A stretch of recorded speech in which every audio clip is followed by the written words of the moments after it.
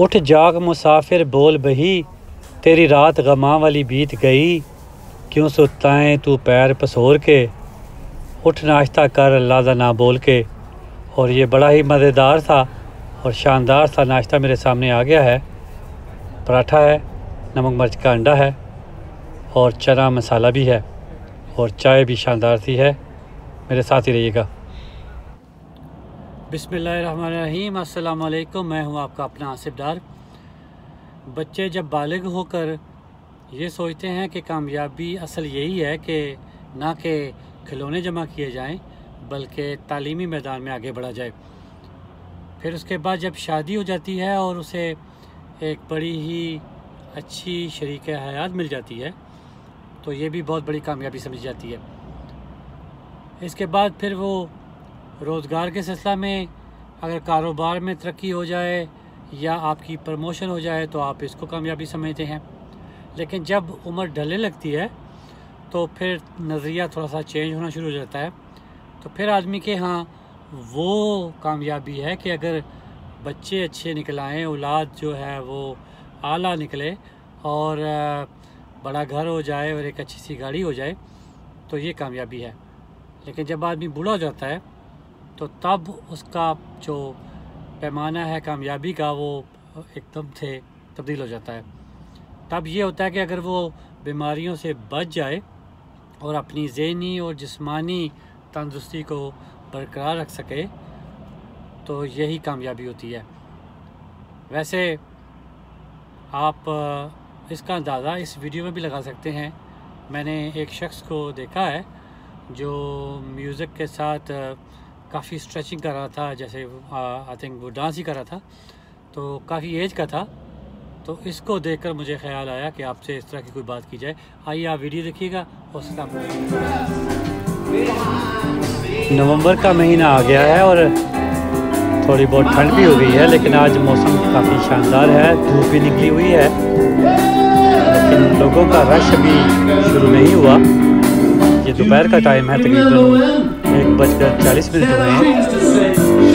यहाँ पर एक म्यूज़िकल ग्रुप आया हुआ है और वहाँ एक बाबा जी खूब उस म्यूज़िक का मज़ा ले रहे हैं। आप भी देखिए।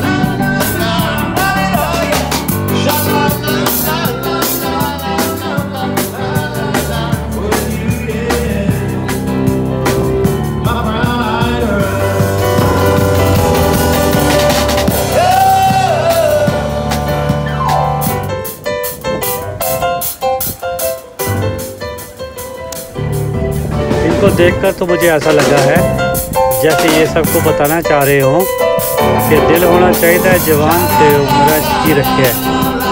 बहरहाल वो इस तरीक़ा से एक्सरसाइज भी किए जा रहे हैं और खूब मज़े भी कर रहे हैं।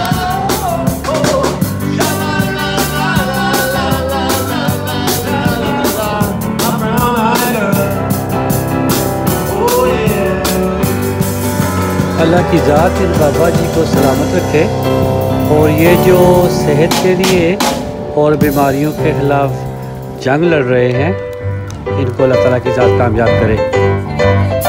वैसे ही कोरोना की वजह से हालात कुछ इस तरह बदले हैं पूरी दुनिया के कि वो लोग जो अक्सर एक दूसरे को मिलने जुलने के आदी थे वो भी अलग थलग दुनिया में रहना शुरू हो गए हैं, इस डर से कि किसी और को कोरोना ना हो जाए। तो आप देख सकते हैं कि हाई स्ट्रीट्स में भी रश काफ़ी कम है पहले की निस्बत। बहरहाल हालात फिर भी काफ़ी बेहतर हैं। जैसे पिछले साल सेम इसी नवंबर में तो लॉकडाउन था, लेकिन अल्लाह का करम है कि इस बार लोग आ जा सकते हैं और लोगों को थोड़ी बहुत समझ भी आ गई है कि किस तरह अपना ख्याल रखना है।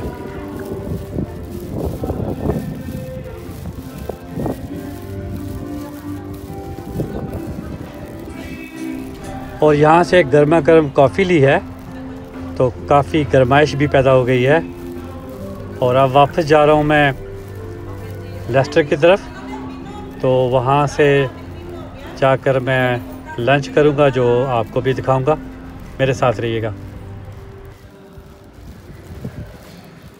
और ये साफ़ आसमान इस बात की गवाही दे रहा है कि अल्लाह की रहमतें मसलसल बरस रही हैं।